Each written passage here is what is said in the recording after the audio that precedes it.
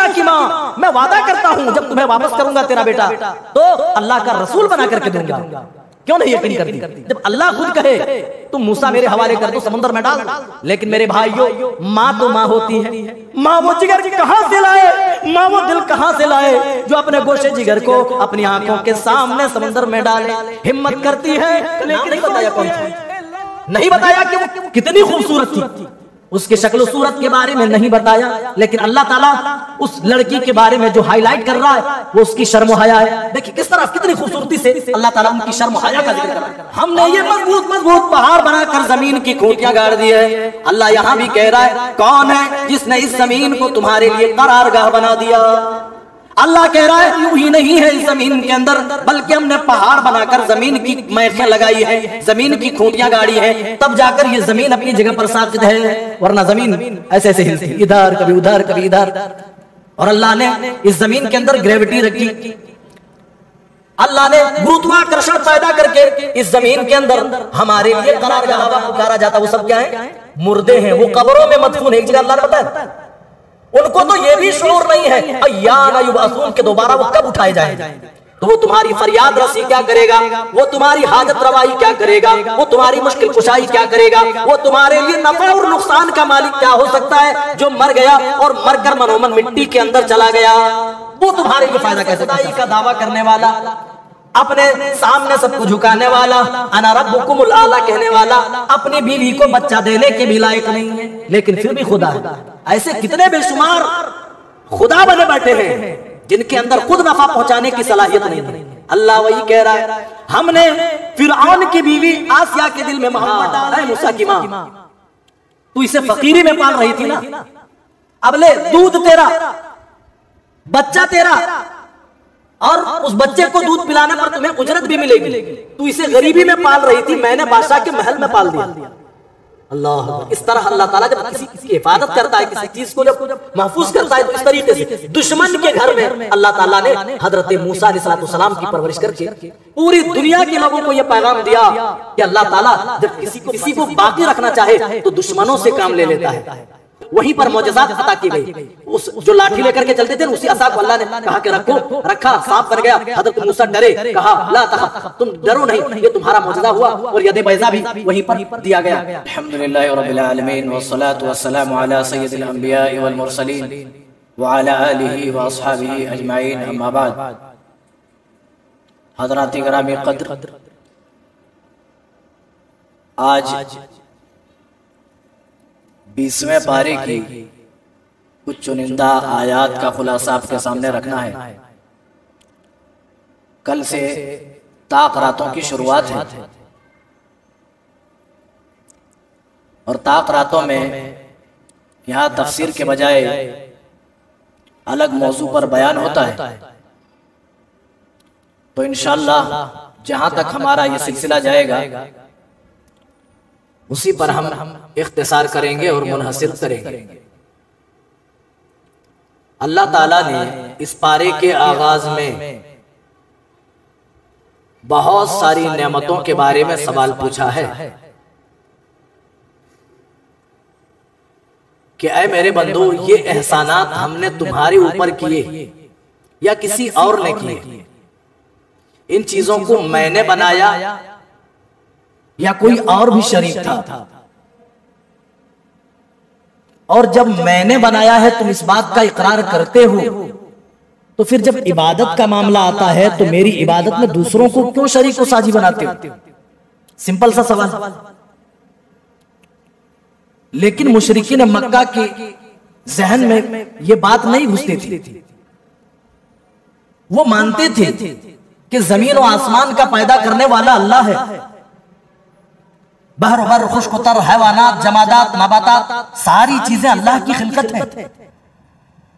लेकिन जब इबादत की बात आती थी तो अल्लाह की इबादत में दूसरों को शरीक कर देते थे, कभी लात को, कभी मनात को, कभी उज्जा को, कभी हुबल को। अल्लाह ताला ने इसीलिए एक एक नेमत का जिक्र किया और बंदों से पूछा, ऐ मेरे बंदो बताओ, इन नेमतों में कोई मेरा शरीक है, कोई साजी है, कोई पार्टनर है या कोई और माबूद है जो ये नेमतें बना सके? देखिए किस प्यारे अंदाज में अल्लाह ताला ने बयान फरमाया, अम्मन खलक़स समावाति वल अर्ज़ कौन है जिसने आसमान और जमीन को पैदा किया? कौन है? ऐसा दावा कौन कर सकता है? जो किसी चीज का मालिक हो, जिसने खुद ये काम किया हो, वही ये दावा कर सकता है। तो अल्लाह इसीलिए दावे के साथ कह रहा है, अम्मन खलक़स समावाति वल अर्द, आसमान और जमीन को किसने पैदा किया? व अनज़ल लकुम मिनस समाई माआ, और ऐ मेरे बंदो, किसने आसमानों से तुम्हारे लिए पानी बरसाया है? आसमान और जमीन की तख्लीक और ऊपर से पानी बरसाना, अल्लाह कह रहा है कि ये मेरा काम है, मैंने किया। फ़अंबतना बिही हदाइक़ ज़ात बहजा, और कौन है जिसने इस पानी के जरिए से खूबसूरत बागात बना दिए? मा कान लकुम अन तुंबितू शजरहा अइलाहुम मअल्लाह, बताओ किसमें ये ताकत है? कौन पैदा कर सकता है इन बागात के दरख्तों को? अल्लाह कह रहा है, ऐ मेरे बंदो, हमने जमीन और आसमान बनाया। जमीन और आसमान ही नहीं, बल्कि आसमान से हमने तुम्हारे लिए पानी नाजिल किया बारिश की शक्ल में, और फिर उस पानी के जरिए से हमने मुख्तलिफ नबातात उगाए, तुम्हारे लिए गेहूं बनाए, जौ बनाए, चने बनाए, मटर बनाए, किस्म किस्म की सब्जियां बनाए, फल फ्रूट्स बनाए।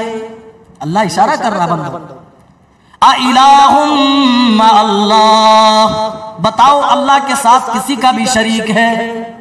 कोई और भी था जब अल्लाह ताला इन चीजों को पैदा कर रहा था? क्या कोई और भी था बनाने में, पैदा करने में? नहीं, कोई भी नहीं। मुशरिकीन मक्का इस तौहीद को मानते थे, तौहीद रुबूबियत के वो कायल थे, लेकिन तौहीद उलूहियत के वो इनकारी थे। अल्लाह ने तौहीद रुबूबियत इसीलिए बयान किया ताकि इसके जरिए से बंदों को तौहीद उलूहियत की तरफ बुलाया जाए। अल्लाह बता रहा है, जब आसमान और जमीन का खालिक मैं हूं, जब मैंने आसमान से पानी मैंने नाजिल किया और जमीन से नबातात मैंने उगाए। ऐ मक्का के काफिरों, ऐ अरब के मुशरिकीन, जरा बताओ फिर तुम अल्लाह के साथ दूसरों को कैसे शरीक करते हो, कैसे साझी बनाते हो? किस मुंह से तुम दूसरों को मेरा पार्टनर करार देते हो? इलाहुम मअल्लाह, जरा बताओ क्या कोई और भी शरीक है जिसने ये काम किया है? जब मैंने किया है तो मेरी इबादत करो। आगे देखिए अल्लाह और बयान कर रहा है, अम्मन जालल अर्द करारा, किसने इस जमीन को तुम्हारे लिए साबित कर दिया, करार कर दिया। साइंस भी आज इस बात का इकरार करती है, जमीन यूं ही अपनी जगह अस्थिर नहीं है, बल्कि जमीन को करार रखा गया है। अल्लाह ने दूसरी जगह इरशाद फरमाया सूरह नबा में, पहाड़ों के ताल्लुक से अल्लाह ने कहा, वल जिबाल औतादा, और हमने पहाड़ बनाकर जमीन की खूंटियां गाड़ दी हैं। पुराने जमाने में जब शामियाने लगाए जाते थे, आजकल तो नए नए टेंट आ गए, पुराने जमाने में एक शामियाना लगता था, जहां खूंटा डाला जाता था, खंबा डाला जाता था, वहीं से उसको मजबूत करने के लिए, ताकि तेज और तुंद हवा में भी शामियाने का कुछ ना बिगड़े। इस नियत से लोग क्या करते थे, खूंटे से एक रस्सी लगाते थे और अलग से एक छोटी सी खूंटी जमीन पर गाड़ते थे। जमीन की खूंटियां है ये मजबूत पहाड़। अल्लाह कह रहा है, हमने ये मजबूत पहाड़ बनाकर जमीन की खूंटियां गाड़ दी है। अल्लाह यहां भी कह रहा है, कौन है जिसने इस जमीन को तुम्हारे लिए करारगाह बना दिया? अल्लाह कह रहा है, करार यूं ही नहीं है इस जमीन के अंदर, बल्कि हमने पहाड़ बनाकर जमीन की मैखें लगाई है, जमीन की खूंटियां गाड़ी है, तब जाकर ये जमीन अपनी जगह पर साकित है, वरना जमीन ऐसे ऐसे हिलती, इधर कभी उधर कभी इधर। और अल्लाह ने इस जमीन के अंदर ग्रेविटी रखी, अल्लाह ने गुरुत्वाकर्षण पैदा करके इस जमीन के अंदर हमारे लिए करारगाह बना दिया। अगर जमीन के अंदर अल्लाह ने खींचने की चुंबकीय शक्ति ना रखी होती तो क्या हमारे लिए यहां चलना संभव था? बिल्कुल नहीं। एस्ट्रोनॉट जो ऊपर खला में जाते हैं उनसे पूछिए या देखिए वीडियोस, आजकल तो यूट्यूब में दस्तयाब है, वो पैर भी नहीं रख सकते, टूथपेस्ट निकालते हैं तो हवा में उतर, फिर पकड़कर ब्रश में ऐसे लेना पड़ता है। पानी पीते तो पानी का जो घोंट है ना वो ऐसे से उड़ता हवा में। क्या हम ये मजबूत मजबूत घर अपना यहाँ जमीन पर बना सकते थे? नहीं। अल्लाह ने इस जमीन को करारगाह बनाने के लिए अल्लाह ने जमीन के अंदर गुरुत्वाकर्षण को डाल दिया, चुंबकीय शक्ति डाल दी, खींचने की क्षमता और सलाहियत पैदा कर दी। अल्लाह वही कह रहा है, अम्मन जालल अर्द करारा, ओ मेरे बंदो जमीन को तुम्हारे लिए करारगाह किसने बनाई? किसने बनाई? और इसकी खिलकत पर गौर तो करो, जो साइज हमने बनाई है अगर हम डबल साइज में बना देते तो तुम्हारा वजन भी बढ़ता जाता, तुम्हारा कद धीरे धीरे छोटा हो जाता और तुम लीलीपुट के बोनों से भी तुम छोटे हो जाते। और अगर हमने इस साइज से, जिस साइज में भी दुनिया मौजूद है, अरे मेरे बंदो, अगर हमने छोटी साइज में बनाई होती तो तुम जिस तरह चांद में पहुंचने के बाद तुम गुब्बारे की तरह उड़ते हो या तुम्हारा वजन कम हो जाता है, तो धरती पर भी तुम्हारा वजन कम हो जाता। तुम्हारे लिए ये आलीशान मजबूत मजबूत घर बनाना संभव न था, तुम्हारा चलना मुश्किल हो जाता। यहाँ जो तुम क्रिकेट खेलते हो, कोई आदमी ऐसे छू भी देता तब भी छक्का चला जाता है ना। समझने के लिए सारी चीजें हैं। अल्लाह अकबर। अल्लाह बड़ी बना दे तो हमारे अंदर वो कैपेसिटी पैदा ना हो सके कि हम इस दुनिया में सही मानों में जीवित रह सकें। दरख्तों के अंदर, पत्तों के अंदर इतनी सलाहियत ना होती कि वो जड़ों से पानी चूस कर अपने फूल पत्तों तक पहुंचा सके। लेकिन अल्लाह कह रहा, अम्मन जालल अर्द करारा, ओ मेरे बंदो कौन है जिसने तुम्हारे लिए जमीन को करारगाह बना दिया? व जअल खिलालहा अनहारा, और हमने इसके दरमियान हमने नहरें बना दिए। ओ लोगों, जरा पहाड़ों में जाकर के देखो, जंगलात में जाकर के देखो, जब सारी जगहों से गर्मी के मौसम में पानी सूख जाता है, पानी खत्म हो जाता है, आप बड़े बड़े मजबूत पहाड़ों के नीचे से बहते झरने को आप देखेंगे। अल्लाह की कसम, अल्लाह की इस खिलकत को देखकर, कुदरत की इस निशानी को देखकर आप अल्लाह के एक होने पर यकीन करेंगे, अल्लाह के माबूद बरहक होने पर यकीन करेंगे। इसीलिए अल्लाह ने कहा, ओ मेरे बंदो, हमने ये जितनी चीजें बनाई है, जितनी चीजें पैदा किए, ये सब मेरी तौहीद के कायल हैं और मेरी तौहीद के ये सबूत हैं। ये पहाड़ भी अल्लाह की गवाही दे रहा है, ये नदियां भी अल्लाह की गवाही दे रही हैं, ये झरने भी अल्लाह की गवाही दे रहे हैं, और ये पेड़ पौधे, चरिंद परिंद, सब कुछ अल्लाह के एक होने और उसके माबूद बरहक होने की गवाहियां दे रहे हैं। इसमें भी अल्लाह वही कह रहा, वजअल लहा रवासी, और क्या तुम नहीं देखते हमने तुम्हारे लिए मजबूत मजबूत पहाड़ बनाए। और पहाड़ किस काम के लिए अल्लाह ने बता दिया? अल्लाह ने सूरह नबा में बता दिया, अवतादा, पहाड़ बनाकर जमीन की खूंटियां गाड़ी। अच्छा, खूंटी हम जितना अंदर गाड़ते हैं उतना बाहर छोड़ते हैं, ताकि बाद में जब हम निकालें तो निकालने के लिए पकड़ने में आसानी होगा ना। तो पहाड़ की भी यही हालत है। अल्लाह ने खूंटी से तशबीह इसीलिए दी, खूंटी जितना अंदर होती है उतना बाहर होती है। पहाड़ का भी यही मामला है। आप पढ़े पहाड़ों के बारे में, रिसर्च करें, तहकीक करें, आपको मालूम होगा जितना ऊपर से पहाड़ बुलंद होता है उतना ही ज्यादा वो नीचे गड़ा हुआ, धसा हुआ होता है। अल्लाह अकबर। ये कुरान है मेरे भाई, कुरान ने 1400 साल पहले ये तहकीक बता दिया। वल जिबाला औतद माने औतादा, उसी की जमा अल्लाह कह रहा है, वल जिबाला औतादा, और हमने ये बड़े बड़े मजबूत जो पहाड़ बनाए, हमने जमीन की खूंटियां लगाई है, खूंटियां गाड़ी है। अगर ये मजबूत मजबूत पहाड़ हमने, ये खूंटियां हमने पहाड़ों की शक्ल में ना बनाए होते तो जमीन अपनी जगह पर अस्थिर ना होती। आगे बढ़िए। अब इसके बाद अल्लाह ताला उन लोगों की हालत बयान कर रहा है, या उन माबूदों के बारे में कह रहा है जिनको लोग अल्लाह के सिवा पुकारते हैं। इतनी सारी तौहीद के दलाइल देने के बाद भी लोग गैरों को पुकार रहे हैं। अल्लाह को तो मानते हैं लेकिन अल्लाह के साथ दूसरों को शरीक कर रहे हैं। अल्लाह उनको क्या पैगाम दे रहा है? इन्नका ला तुस्मिउल मौता, ऐ मुखातिब, आप मुर्दों को नहीं सुना सकते। पता ये चला जिनको भी अल्लाह के अलावा पुकारा जाता वो सब क्या है? मुर्दे हैं, वो कब्रों में मदफून है। एक जगह अल्लाह ने बताया उनको तो ये भी शऊर नहीं है अय्याना युबअसून के दोबारा वो कब उठाए जाएंगे। तो वो तुम्हारी फरियाद रसी क्या करेगा, वो तुम्हारी हाजत रवाई क्या करेगा, वो तुम्हारी मुश्किल कुशाई क्या करेगा, वो तुम्हारे लिए नफा और नुकसान का मालिक क्या हो सकता है? जो मर गया और मरकर मनोमन मिट्टी के अंदर चला गया, वो तुम्हारे लिए फायदा कैसे पहुंचा सकता है? वो तो खुद अपना फायदा नहीं पहुंचा सकते।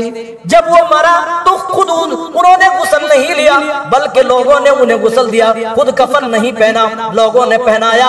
खुद चलकर कब्रिस्तान अपने कब्र के पास नहीं गए, बल्कि लोग अपने कंधों का सहारा लेकर के गए। तो कब्र में पहुंचने के बाद अब उनको कौन सा रिवार्ड मिल गया, जिसके बाद लोगों की जिंदगियां वो संवारने लगी कब्रों में बैठकर। अल्लाह यही तो कह रहा है, इन्नका ला तुस्मिउल मौता, आप मुर्दे को नहीं सुना सकते, वला तुस्मिउस सुम्मा दुआ, और आप बहरों को भी नहीं सुना सकते। अल्लाह, एक एक आयत पर अगर गौर करें तो अक्ल की ये गिरहें खुल जाए। अल्लाह ने जब कह दिया आप मुर्दों को नहीं सुना सकते, तो ये कहने की जरूरत क्या थी कि बहरों को नहीं सुना सकते?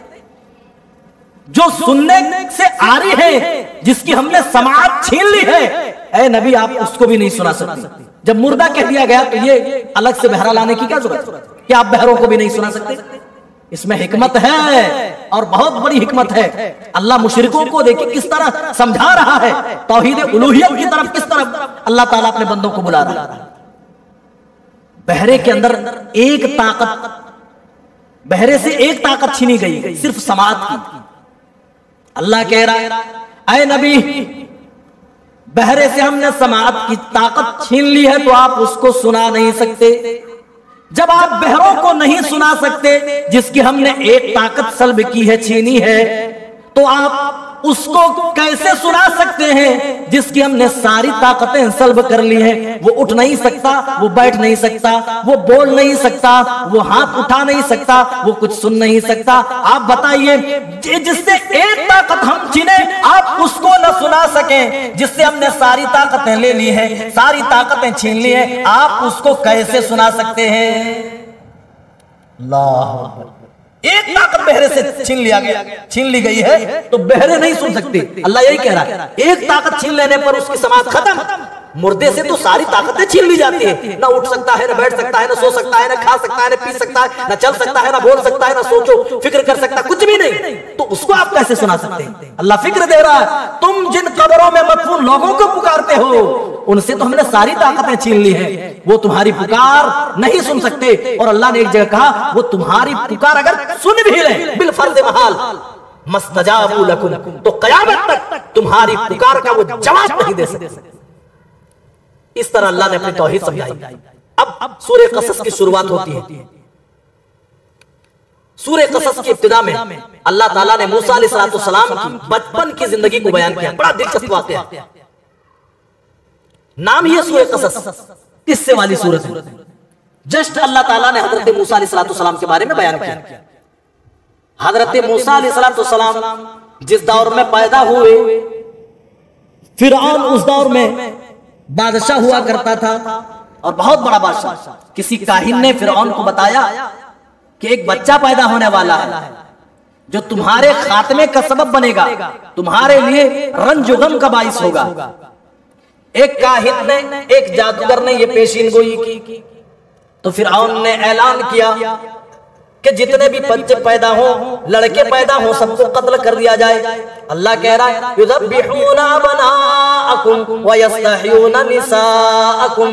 फिरौन तुम्हारे बेटों को कत्ल कर दिया करता था, तुम्हारी बेटियों को छोड़ दिया जाता था। जैसे ही बेटे की पैदाइश की खबर कहीं से आती, इनके हवारी पहुंच जाया करते थे और जाकर कत्ल कर दिया करते थे, दुनिया से मिटा दिया करते थे, ताकि कोई बच्चा ही ना आ सके जो फिरौन के खात्मे का सबब बने। लेकिन कहते हैं नूरे खुदा है, कुफ्र की हरकत पे खंदजन, ये फूकों से चराग बुझाया न जाएगा। उसे कौन नुकसान पहुंचाए जिसकी हिफाजत खुदा करे। वो शम्मा क्या बुझे जिसको रोशन खुदा करे। अल्लाह को मूसा की हिफाजत करनी थी। अल्लाह ताला ने अपनी तदबीर से, अपनी हिकमत से मूसा को दुनिया में बाकी रखा और नबूवत से सरफराज फरमाया, रिसालत से सरफराज फरमाया। फिरौन का ऐलान है, जो भी बच्चा पैदा होगा वो कत्ल कर दिया जाएगा। हजरत मूसा की माँ को भी डर लाहक हुआ, अल्लाह मेरा बच्चा मारा जाएगा, मेरा बच्चा कत्ल हो जाएगा। अल्लाह ताला ने हजरत मूसा की माँ की तरफ वही की और फरमाया वअौहैना इला मूसा इला उम्मी मूसा, अल्लाह ताला ने मूसा की माँ की तरफ वही की अन अर्दिई, कि आए मूसा की माँ अपने बेटे मूसा को दूध पिलाओ, दूध पिला दो। फ़इज़ा ख़िफ़्ति अलैहि फ़अल्क़ीहि फ़िल यम, जब फिरौन के लश्कर तुम्हारे घर मूसा को ढूंढने के लिए आए, जब तुम्हें डर रहा हो कि फिरौन के हवारी तुम्हारे बच्चे मूसा को पकड़ कर ले जाएंगे, फ़अल्क़ीहि फ़िल यम, तो तुम समंदर में अपने बेटे को डाल दो। अल्लाह, समंदर में डाल दो। फ़अल्क़ीहि फ़िल यम, अल्लाह वादा भी कर रहा है, ऐ मूसा की माँ, वला तखाफी वला तहज़नी, तुम डरना नहीं, गम न करना, रंज में मुब्तला न होना। इन्ना राद्दूहु इलैकी व जाइलूहु मिनल मुरसलीन, ऐ मूसा की माँ डरना नहीं, गम न करना, हम तो सिर्फ मूसा तुमसे मांग रहे हैं, हम मूसा ले रहे हैं, लेकिन जब हम वापस करेंगे ऐ मूसा की माँ, तो हम मूसा ही नहीं बल्कि कलीमुल्लाह बना करके देंगे। ऐ मूसा की माँ, मैं वादा करता हूँ जब तुम्हें वापस करूंगा तेरा बेटा, तो अल्लाह का रसूल बना करके दूंगा। क्यों नहीं यकीन करती? जब अल्लाह खुद कहे तुम मूसा मेरे हवाले कर दो, समुद्र में डाल दो। लेकिन मेरे भाइयों, माँ तो माँ होती है, माँ वो जिगर कहां से लाए, माँ वो दिल कहां से लाए जो अपने गोशे जिगर को अपनी आंखों के सामने समुद्र में डाले। हिम्मत करती है लेकिन सोचती है अल्लाह समंदर के लहरों का काम है मिटा देना, अल्लाह तेरा काम है बचाना, अल्लाह तूने वादा किया है, तेरा नाम और तेरे ऊपर भरोसा करके मैं समंदर में डालती हूँ।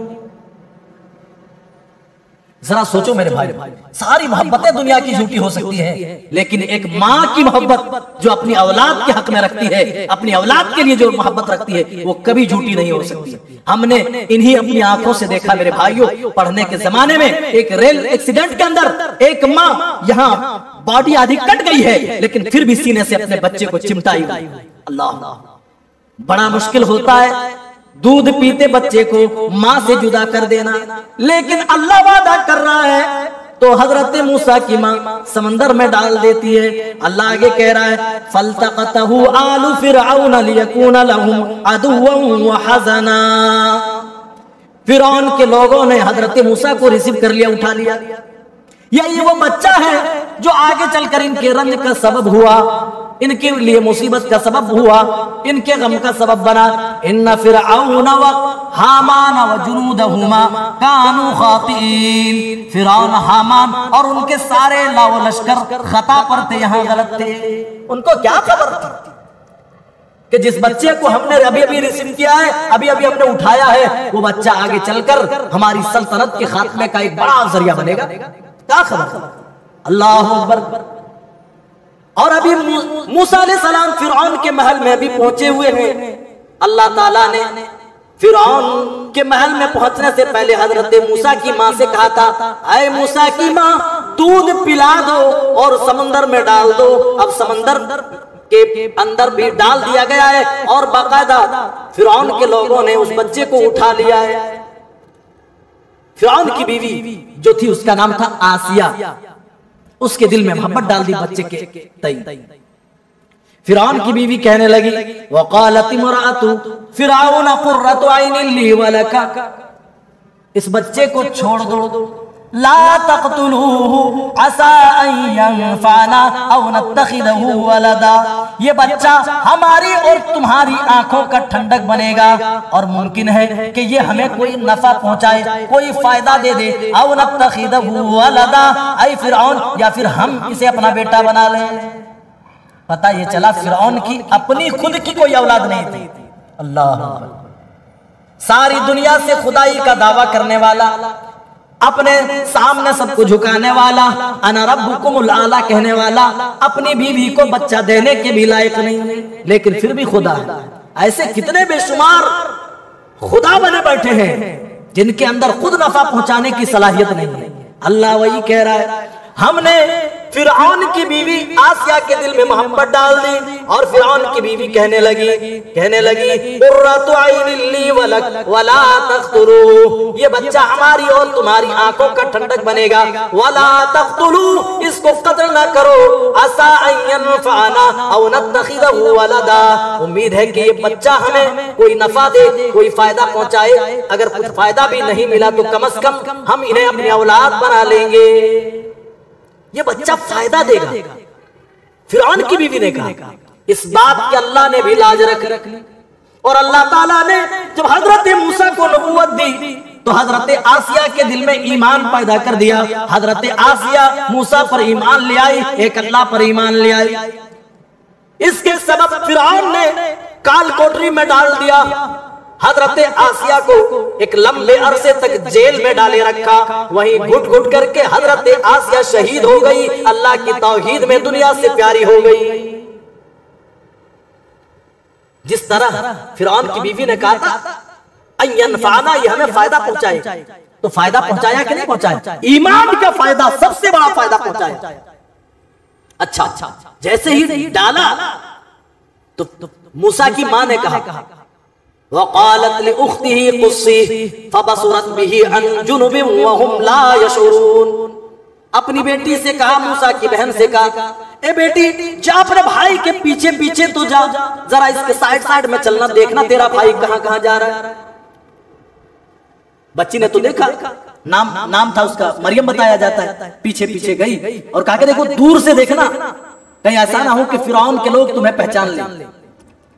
अल्लाह कह रहा अब बच्चा फिरौन के महल में है, अभी दूध पीकर अपनी मां से जुदा हुआ है और फिरौन के लोगों ने उसे अपने महल में उतारा है। अल्लाह कह रहा वहर्रमना अलैहिल मरादिअ मिन क़ब्लु फ़क़ालत हल अदुल्लुकुम अला अहलि बैतिन यकफुलूनहु लकुम वहुम लहू नासिहून। आए मूसा, तुमने अपनी माँ का दूध पी लिया था, अब हम तमाम औरतों के दूध को तुम्हारे ऊपर हराम कर डालते हैं। अल्लाह ने हराम कर दिया। अब दाया जो दूध पिलाने वाली औरतें थी, दूर दूर से जो मशहूर थी, उनको बुलाना शुरू कर दिया, दूर दूर से आती, लेकिन हजरत मूसा किसी के पिस्तान से नहीं लगते, किसी के पिस्तान में मुंह नहीं डालते, बस रोते और इधर मुंह हटा लेते। अल्लाह कह रहा हर्रमना अलैहिल मरादी, हमने मूसा के ऊपर दूध को हराम करार दिया था कि किसी का दूध नहीं पीना है। ए मूसा, पीना है तो बस अपनी माँ का पीना है। बादशाह के पास कितनी पहुंच होती है, उस पहुंच के मुताबिक जितनी ताकत है वो इस्तेमाल कर सकते थे, इस्तेमाल किया। दूर दूर से दूध पिलाने वाली औरतों को बुलाया, लेकिन हजरत मूसा ने किसी का दूध नहीं पिया। उसकी बहन जो वहां पर थी कहने लगी मैं एक ऐसे घराने को जानती, मैं एक ऐसी औरत को जानती हूं जो बच्चा पालने में बड़ा माहिर है और इस बच्चे के लिए खैर खाह साबित होगी, आप कहें तो मैं उसे बुला लाऊं। अल्लाह कह रहा है कि फिरौन के महल में हजरत मूसा की मां को बुलवाया जाता है। अल्लाह इसी बात को अपने अंदाज में यहां बयान कर रहा है, फरददनाहु इला उम्मिही कई तकर्रा ऐनुहा वला तहज़न। अब हम फिरौन की मां को, फिरौन मूसा की मां को फिरौन के महल में जगह दे दी और हमने मूसा को मूसा की मां की गोद में डाल दिया और कहा आए मूसा की मां, ले हमने तुम्हारा बच्चा वापस कर दिया। इला उम्मिही कई तकर्रा ऐनुहा वला तहज़न, ताकि इससे तुम्हारी आंखों को ठंडक मिले और तुम इससे रंजीदा ना हो। कई तकर्रा ऐनुहा वला तहज़न, और तुम जान लो कि अल्लाह ताला ने अपने वादे को सच्चा कर दिया है। कहा ऐ मूसा की मां, तू इसे फकीरी में पाल रही थी ना, अब ले दूध तेरा, बच्चा तेरा, और उस बच्चे को दूध पिलाने पर तुम्हें उजरत भी मिलेगी। तू इसे गरीबी में पाल रही थी, मैंने बादशाह के महल में पाल दिया। अल्लाह, इस तरह अल्लाह ताला जब किसी की हिफाजत करता है, किसी चीज को जब महफूज करता है, तो इस तरीके से दुश्मन के घर में अल्लाह ताला ने हजरत मूसा अलैहिस्सलाम की परवरिश करके पूरी दुनिया के लोगों को यह पैगाम दिया कि अल्लाह ताला जब किसी को बचाना चाहे, किसी को बाकी रखना चाहे, तो दुश्मनों से काम ले लेता है। फिरौन को पता था, बाज़ इस्राएली रिवायतों में आता है कि जांचने के लिए हजरत मूसा को कि ये वो लड़का तो नहीं है जो मेरी सल्तनत के खात्मे का सबब बनेगा। आग के अंगारे लाए, उसके सामने रखे और आग का अंगारा हजरत मूसा ने उठाकर मुंह में डाल लिया था, इसीलिए उनकी जबान में लुकनत आ गई। बहरहाल मेरे भाइयों, कुरान और हदीस में इसका सबूत नहीं मिलता, ये इस्राएली रिवायतों की बात है। इसके बाद मेरे भाइयों, हजरत मूसा अलैहिस्सलाम जवानी के दहलीज पर पहुंचते हैं तो एक मामला उनके साथ आता है। क्या मामला आता है कि दो लोग आपस में लड़ रहे हैं, एक किब्ती और एक इस्राएली। इस्राएली यानी हजरत मूसा अलैहिस्सलाम के खानदान वाले, और एक किब्ती जो फिरौन के खानदान से। दोनों में लड़ाई हुई, झगड़ा हुआ। इस्राएली शख्स ने हजरत मूसा अलैहिस्सलाम को मदद के लिए पुकारा। हजरत मूसा अलैहिस्सलाम उस इस्राएली की मदद के लिए गए, और सामने वाला जब झगड़ रहा था, जब बात नहीं मान रहा था, तो अल्लाह कह रहा फवकज़हु मूसा फक़द अलैहि। मूसा का घूंसा बहुत मशहूर है, एकदम थाम से मारा। फवकज़हु मूसा फक़द अलैहि, कुरान कह रहा कि एकदम तुरंत स्पॉट डेड जिसको हम कहते हैं, एकदम जस्ट वो मर गया। तो मूसा का घूंसा बड़ा तगड़ा था। इससे ये साबित होता है कि अंबिया फिजिकली बहुत मजबूत होते हैं, बड़े ताकतवर होते हैं। हजरत मूसा अलैहिस्सलाम बड़े ताकतवर, एक घूंसे में किसी का दम निकाल देना, किसी की जान लेना। हजरत मूसा की ये आरज़ू नहीं थी, मारने की ख्वाहिश नहीं थी, बस ऐसे ही तंबिया ने ऐसे मारा, लेकिन घूंसा इतना जोरदार था ना, एक में ही काम तमाम हो गया। फक़द अलैहि, गिर गया, तड़प कर मर गया। किसी तरह फिरौन तक खबर गई। हजरत मूसा अलैहिस्सलाम पर कत्ल का मुकदमा फिरौन की अदालत में दायर हो गया। अब हजरत मूसा की तलाश बिस्यार शुरू हो गई। किसी नासिह आदमी, किसी खैरखाह, किसी शुभ चिंतक ने बताया, ऐ मूसा तुम्हारे खिलाफ फिरौन की अदालत में मुकदमा दायर हुआ है, अब बदले में तुम मारे जाओगे, तुम्हारे कत्ल का मंसूबा हो रहा है। हजरत मूसा अलैहिस्सलाम अब यहाँ से रफू चक्कर होते जाते हैं, फरार हो गए, रातों रात यहाँ से निकल गए। और एक लंबा सफर करने के बाद हजरत मूसा अलैहिस्सलाम मदियन के इलाके में पहुंचे। लंबा सफर करके मदियन में पहुंचे हैं। मदियन के एक कुएं पर हाजिरी दिए हैं, तो देखते हैं कि चंद लोग उस कुएं से अपनी बकरियों को पानी पिला रहे हैं, और दो लड़कियां हैं जो दूर खड़ी अपनी बारी का इंतजार कर रही हैं। कुरान देखिए आगे किस तरह बयान है। वलम्मा वरदा माअ मदियन वजद अलैहि उम्मतम मिनन नास यसकून। जब हजरत मूसा मदियन के उस कुएं पर पहुंचे तो देखा कि चंद लोग अपनी बकरियों को, अपने जानवरों को पानी पिला रहे हैं। ववजद मिन दूनिहिम इम्रअतैन तज़ूदान, लेकिन दूर खड़ी दो औरतें, दो लड़कियां हैं जो अपनी बारी का इंतजार कर रही हैं। हजरत मूसा उनके पास गए और कहा मा खतबुकुमा, क्या बात है, जब से मैं देख रहा हूं तुम खड़ी होकर बस इंतजार कर रही हो। कालता, दोनों ने कहा ला नस्की हत्ता युस्दिर अर्रिया, हम मर्दों के बीच में घुसकर अपने जानवरों को पानी पिलाने वाले नहीं। आज क्या हो रहा है देख लीजिए, बाहर जाकर अभी कपड़े की खरीदारी में मर्द औरत के दरमियान धक्कम पेड़ हो रही है। न मर्द को ख्याल है कि सामने औरत है, थोड़ी दूरी बनाए रखूं, न औरत को परवाह है कि सामने वाला मर्द है, थोड़ा बच करके मैं चल। इस तरह भी खरीदारी में न मसरूफ हो जाओ कि अपनी इज्जतें अपने हाथों तार तार कर दो। यहां इन दो बेटियों का यह हाल है।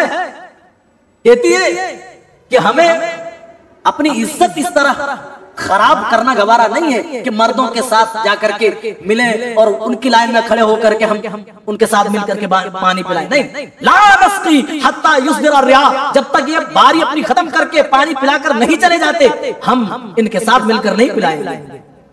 वो लोग चले गए। हजरत मूसा अलैहिस्सलाम ने वो चट्टान जो ढक्कन के तौर पर कुएं में डाला जाता था, अकेले जो 10 लोग उठाते थे, अकेले उठा करके फेंका और उनकी बकरियों को पानी पिलाया और उनको थमा दिया कि जाओ तुम लोग। मौजूदा दौर में हमारे नौजवान होते तो क्या बोलते? वो बोलती थैंक यू जी, आपने मदद की, इस तरह बोलती। आप नंबर दे के जाइए, बड़े अच्छे लग रहे हैं। लेकिन जैसे ही बकरियां थमाई वो लोग चली गई। कितनी बाहया थी, अल्लाह, कितनी गैरत वाली, कितनी इज्जत वाली थी। आंखों में शर्म हया, जबीनों में शर्म हया की चादर, अल्लाह। और लड़की इस तरह कहती, लड़का भी क्या बोलता, अरे शुक्रिया की क्या बात, ये तो मेरा कर्तव्य था। कहता ना लेकिन हजरत मूसा ने भी ऐसा कुछ नहीं कहा, ना लड़कियों ने कुछ कहा, ना हजरत मूसा ने कुछ जुमले सुनने की ख्वाहिश की, नहीं, कुछ नहीं, बस पिला दिया। हजरत मूसा पलट कर चले गए एक दरख्त के साए के पास और दुआ करने लगे। भूखे थे ना, अरे वहां मिस्र से आए हैं, मदियन तक पैदल आए हैं, बाइक थोड़े ना थी तो होंडा पे सवार हो जाते चले आते, नहीं, पैदल आ रहे, थके हारे, भूख लगी थी, पेट में एक दाना नहीं। कहने लगे रब्बी इन्नी लिमा अंज़लता इलैया मिन खैरिन फकीर, अल्लाह तेरी तरफ से नाजिल होने वाली रहमत का मैं तलबगार हूं, अल्लाह मैं भूखा हूं, मैं खाना तुझसे मांगता हूं। अल्लाह कह रहा है कि इतने में उन दो लड़कियों में एक लड़की आई, फजाअत, देखिए लड़की का नाम नहीं बताया कौन थी, नहीं बताया कि वो कितनी खूबसूरत थी, उसके शक्ल सूरत के बारे में नहीं बताया, लेकिन अल्लाह ताला उस लड़की के बारे में जो हाईलाइट कर रहा है वो उसकी शर्म हया है। देखिए किस तरह कितनी खूबसूरती से अल्लाह ताला उनकी शर्म हया का जिक्र कर रहा है। क़ालत इहदाहुमा या अबति इस्तअजिर इन्न खैर मन इस्तअजरतल क़वियुल अमीन इन्न अबी यदऊका लियजज़ियका अजर मा सक़ैत लना।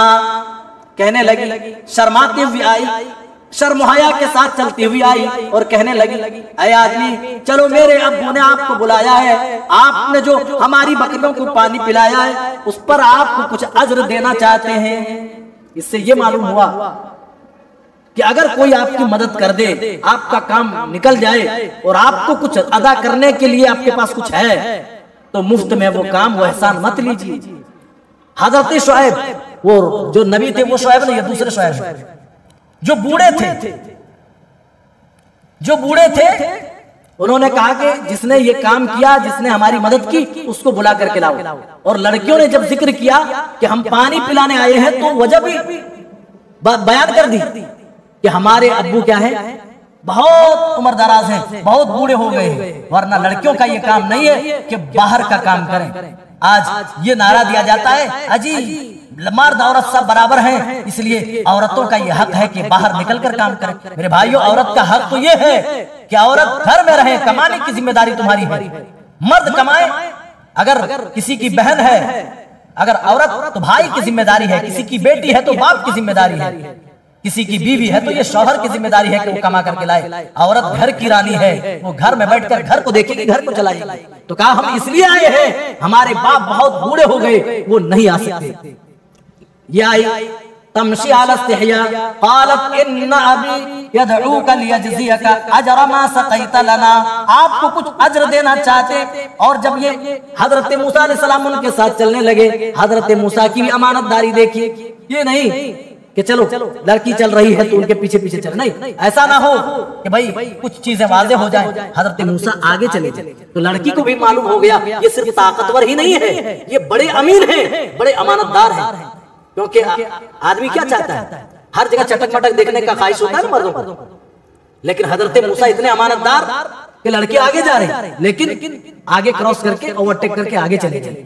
लड़की ने फौरन जान लिया ये आदमी बड़ा अमानतदार है, ताकतवर, तो ताकत तो देख ली थी, चट्टान अकेले जो 10 लोग उठाते थे अकेले उठा करके फेंक दिया, और यहाँ अमानतदारी का भी टेस्ट हो गया, अमानतदारी में भी वो पास हो गई।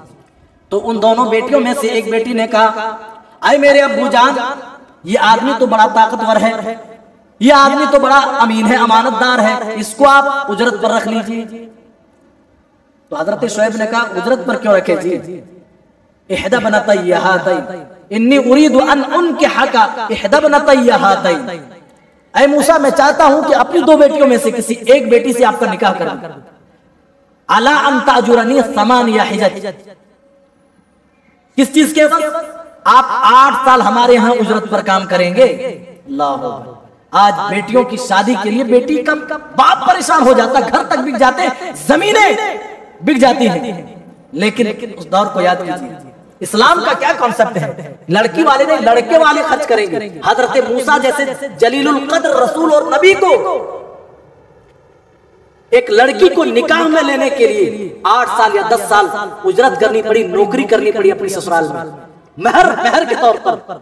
और यहाँ उल्टा आज भी हमारे इलाके में संथाली लोग जो लोग बहू लाते हैं तो लड़के वाले लाने वाले खर्च करते हैं, लड़की वाले को एक पैसे का भी खर्च नहीं होता, बल्कि लड़की वाले तो और मालामाल हो जाते हैं। उनको मेहर के नाम, मेहर नहीं कुछ और बोलते हैं, लेकिन उनको ऐसा मिलता है बाकायदा। संथालियों को, आदिवासी कौम को भी मालूम है कि भाई लड़की वाले खर्च नहीं करेंगे, बल्कि खर्च करना देना ये लड़के वालों का काम है। लेकिन आज हमने उल्टा कर दिया मेरे भाइयों, हमारा कल्चर आदिवासियों ने ले लिया और आदिवासियों का कल्चर हमारे दरमियान आ गया। कुरान से ये नुक्ता मिलता है कि लड़की वाले खर्च नहीं करेंगे, बल्कि लड़के वाले मेहर के नाम पर जो भी हो सके, जो भी इस्तिताअत हो, वो मेहर के तौर पर वो अदा करेंगे, देंगे।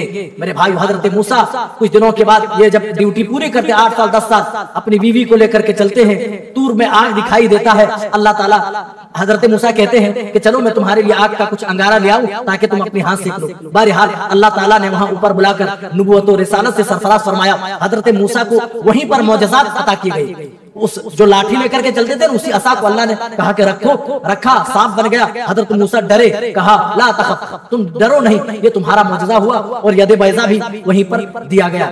ये हजरत मूसा अलैहिस्सलाम का वाक़या। हजरत मूसा अलैहिस्सलाम से अब कहा कि ठीक है, हमने तुमको नबूवत दे दी। बड़े इख्तिसार के साथ मेरे भाई, वक्त ज्यादा हो रहा है, माजरत के साथ। कहा हमने तुम्हें नबूवत दे दी, अब जाओ फिरऔन के पास जाओ, अब जाकर के उन्हें समझाओ, मेरी तरफ बुलाओ। कहा अल्लाह, मैंने उनके एक आदमी को कत्ल कर दिया था, डर है कि बदले में मैं मारा जाऊं। तो क्या कहा, अल्लाह मेरे भाई हारून को भी मेरे साथ भेज दे। इन्नी अफ़सह मिन्नी लिसाना फ़अरसिलहु मइया रिदअन युसद्दिक़ुनी। क्या कहा, अल्लाह मुझे डर है कि वो मुझे मार दे, आप मेरे भाई हारून को भी मेरे साथ भेज दीजिए ना। भेज दीजिएगा क्या मतलब? अल्लाह, अगर किसी भाई ने किसी भाई के लिए अगर सबसे ज्यादा खैर खाही की है तो हजरत मूसा ने अपने भाई हारून के लिए खैर खाही की कि मेरे साथ भेज दे। क्या मतलब? अल्लाह जिस तरह मुझे नबूवत से सरफराज किया, मेरे भाई को भी नबूवत से सरफराज कर दे। और दलील क्या दे रहे? इन्नी अफ़सह मिन्नी लिसाना। अल्लाह मेरा भाई हारून तो जबान के मामले में मुझसे ज्यादा फसी है, उनकी जबान के अंदर जो सफाई है वो मेरी जबान से ज्यादा है, तो मेरे साथ मेरे भाई हजरत हारून को भेज दे। अल्लाह ताला ने हजरत मूसा की तमन्ना और दुआ की बदौलत हजरत हारून को भी नबूवत और रिसालत से सरफराज फरमा दिया। भाई ने अगर भाई का हक अदा किया तो हजरत मूसा है जिन्होंने हजरत हारून के लिए कुछ करके दिखाया। अल्लाह मेरे भाई, वक्त इजाजत नहीं देता, इंशाल्लाह बाकी चीजें इंशाल्लाह अगले दर्स में आएंगी। अल्लाह ताला हम तमाम को अच्छी समझता फरमाए, हम सबको नेक अमाल की तौफीक दे। अल्लाह माह रमजान का कुछ ही हिस्सा हमारे दरमियान बचा हुआ है, अल्लाह तू इन हिस्सों को कदर करने की तौफीक इनायत फरमा। अल्लाह जो भी नेकियां हैं इस माह मुकद्दस में, अल्लाह तमाम नेकियों से हमें इस्तिफादा करने की तौफीक इनायत फरमा। आमीन। अस्सलामु अलैकुम व रहमतुल्लाहि व बरकातहू।